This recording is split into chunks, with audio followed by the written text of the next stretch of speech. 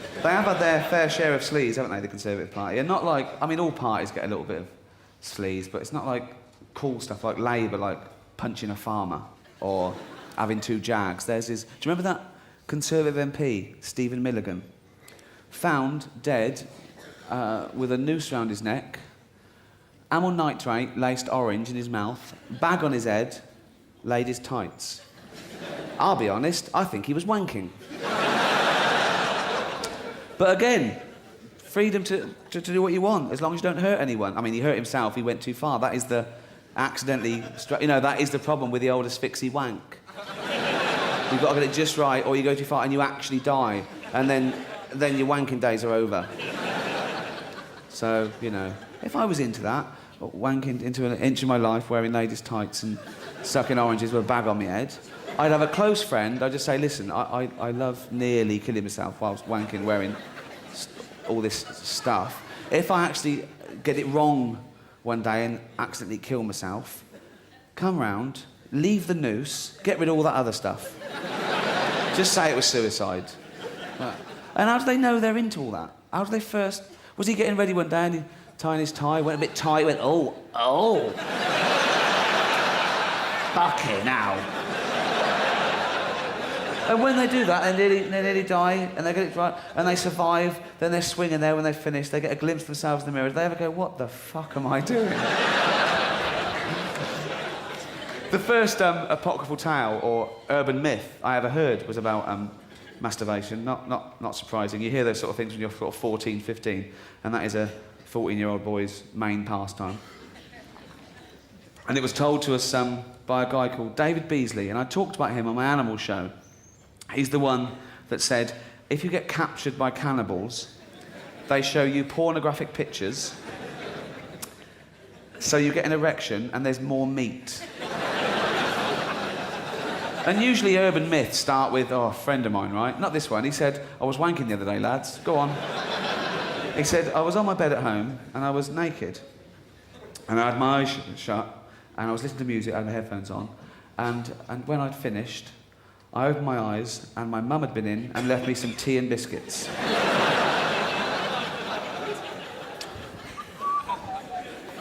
David, death. Oh dear. There's my firstborn. Whacking away like a little monkey, isn't he? Very proud of him, very proud of him. If he carries on like that, he's gonna come. I better leave this so he knows his mother saw him. Think of that. Your mother walking in on you furiously masturbating. The other way round is worse.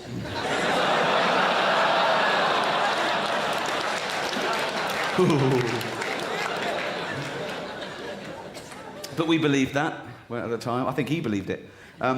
He told me another story, which I have no reason not to believe.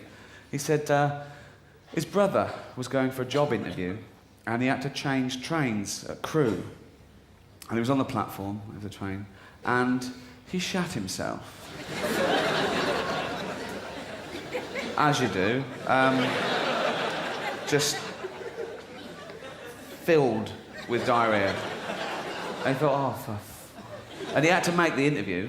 So he had 10 minutes to the train, and he looked across, he saw Millets. So he squelched over to Millets and went in and went, quick mate, Levi's 36. Right, okay, got the bag, made the train, went straight to the toilet, locked himself in, put the bag down, took his trousers off, took his pants off, poked him out the window, cleaned himself up, flushed it all away, opened the bag. It was a jacket.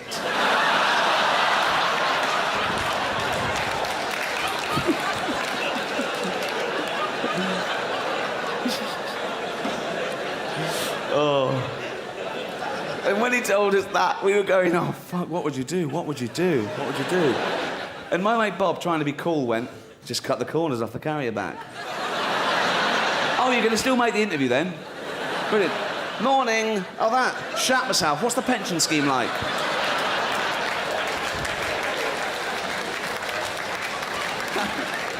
Like you're thinking, yeah. Phew. Ooh. Thank God for a carrier bag to hide my offal. Unbelievable. There are more drastic forms of protest, though, than marching and leaflets. In 1963, a Vietnamese Buddhist monk, as a protest against the Vietnam regime, went out into a public place, set himself alight and burnt to death. Did no good, because that's not a threat or a deterrent. If a little monk comes up to you and he goes, you better stop all those things you're doing, otherwise I'm going to set myself alight. You're going to set yourself alight.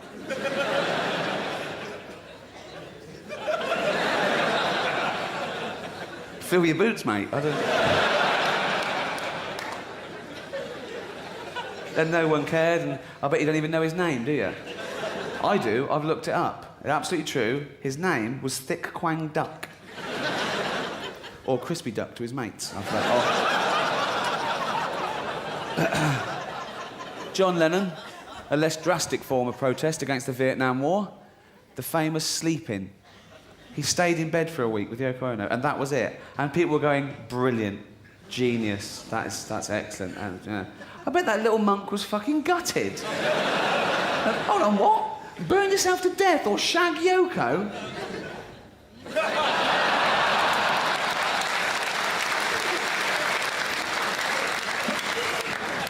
Oh, I love it when rock stars get involved. I absolutely love it. The political song. Ooh. Look out, mate, he's got a guitar. He's saying what he thinks in C. It's okay when it's people like, Bob Dylan, but I love it when pop stars have a go. Do you remember Culture Club's classic? They'd been singing Karma Chameleon for too long, and they came up with the war song. Ooh. And in that, they go, war is stupid, and people are stupid. How's that going to change your mind? I mean, if you're into war, you're loving war, you love it, it's your favourite thing. You go, I mean, you're in a plane, you're going to bomb the shit out of a country. Oh, I can't wait to get there. I love bombing people. Oh, nearly there. Put the radio on. Oh, war is stupid and people are stupid. We're going home. Boy George there, he piled on the pounds when he gave it the smack, didn't he?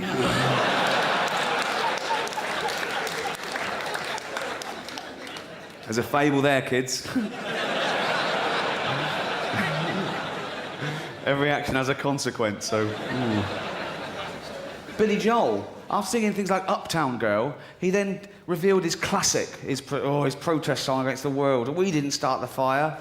And in that song, it's basically a list, in chronological order, right, from 1949 to 1989, and he just mentions sort of 6 to 8 things each verse. I just read it goes, Harry Truman, Doris Day, Red China, Johnny Ray, South Pacific Water, Witchell, Joe DiMaggio, Joe McCarthy, Richard Nixon, Studebaker, Television, North Korea, South Korea, Marilyn Monroe. That's not a song. That's a conversation with Rain Man.